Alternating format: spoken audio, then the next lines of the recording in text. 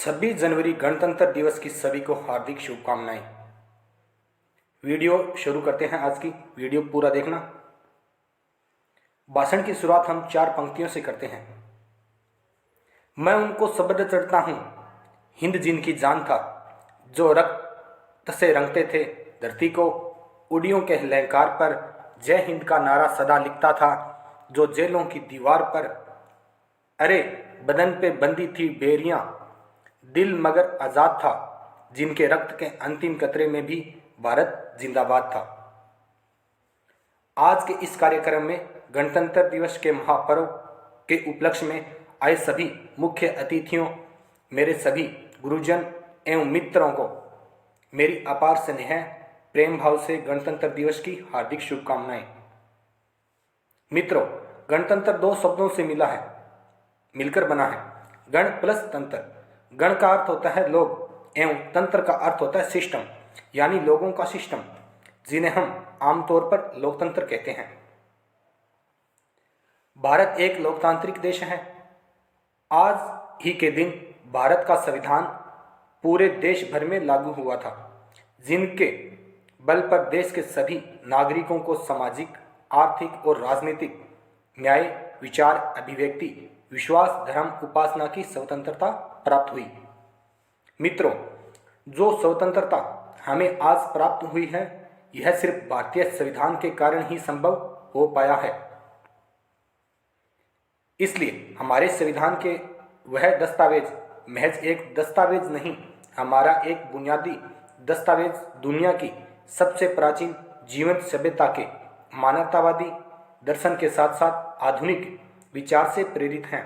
हमारा देश बाबा साहेब भीमराव अंबेडकर का सदैव ऋणी रहेगा। वह बाबा साहेब अंबेडकर जिन्होंने भारतीय संविधान निर्माण के लिए सबसे अहम भूमिका निभाई। मैं उनके समक्ष बाबा साहेब अंबेडकर से जुड़ी कुछ भावुक कर देने वाली बातें रखना चाहता हूं। जब बाबा साहेब स्कूल पढ़ने गए तो स्कूल के बाहर बैठा दिया गया। उनके शिक्षक ने उनसे जाति पूछकर भेदभाव किया। बाल मन के बाबा साहेब जब घर पहुंचे तो मां से पूछा कि यह हमें क्यों पढ़ने का अधिकार नहीं। मां ने कहा, क्योंकि हम निचली जाति से आते हैं। बाबा साहेब ने पूछा कि यह कहाँ लिखा है कि हम किस जाति से आते हैं। बाबा साहेब ने कहा, मां, किताब में तो गलत भी लिखा हो सकता है।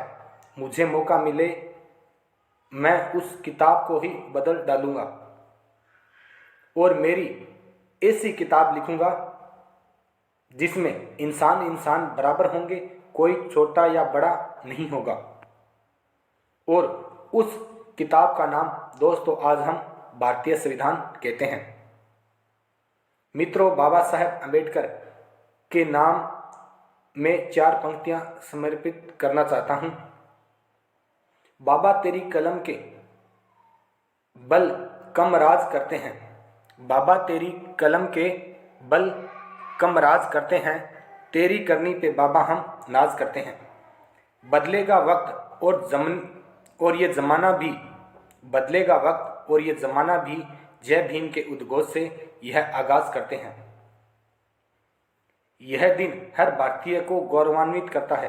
साथियों, 15 अगस्त 1947 को देश आजाद तो हो गया था, परंतु देश की शासन प्रशासन चलाने के लिए हमारे पास अपना संविधान नहीं था।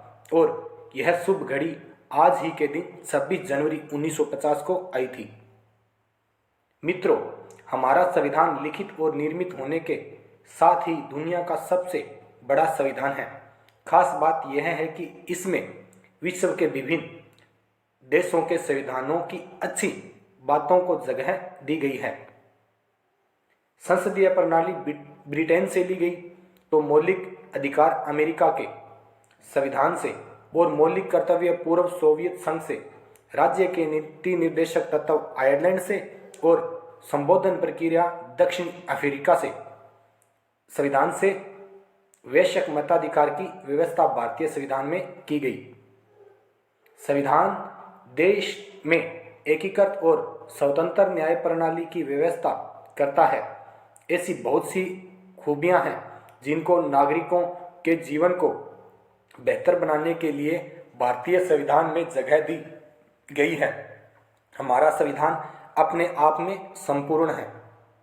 आइए हम इस वर्ष गणतंत्र दिवस के महापर्व के उपलक्ष्य में प्रण लें कि पूरे देशवासी एक दूसरे से आपसी भाईचारा बनाए रखेंगे तथा देश की प्रभुता, अखंडता और सदा के लिए अक्षुण्ण रहेंगे और जातिवाद, भाषावाद, सांप्रदायिकता छोड़कर हम एक स्वर में देश को विश्व गुरु बनाने के लिए कार्य करेंगे।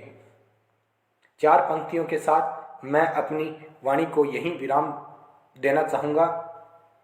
यूनान वह मिस्र वह रोम सब मिट गए जहाँ से, यूनान वह मिस्र वह रोम सब मिट गए जहाँ से, अब तक मगर बाकी नामो निशान हमारा। कुछ बात है कि हस्ती मिटती नहीं हमारी, सदियों रहा दुश्मन दौरे जमा हमारा। वीडियो कैसी लगी कमेंट करके ज़रूर बताएं। सभी देशवासियों को गणतंत्र दिवस की हार्दिक शुभकामनाएं।